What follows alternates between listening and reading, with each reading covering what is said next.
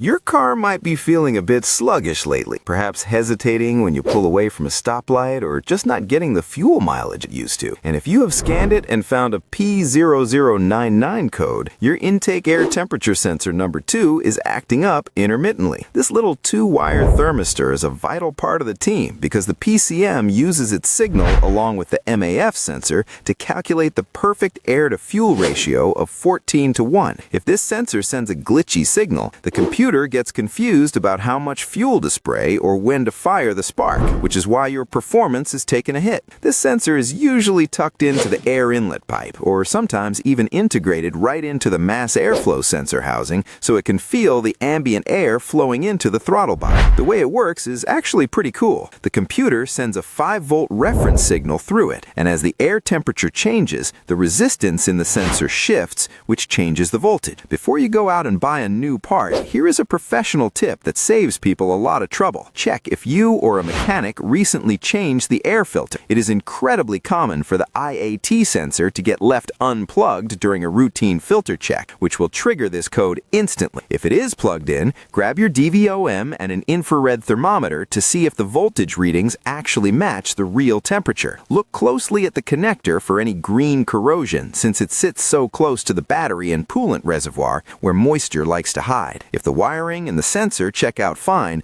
you might be looking at a rare PCM issue, but 9 times out of 10, it is just a loose plug or a dirty sensor giving you that annoying intermittent signal.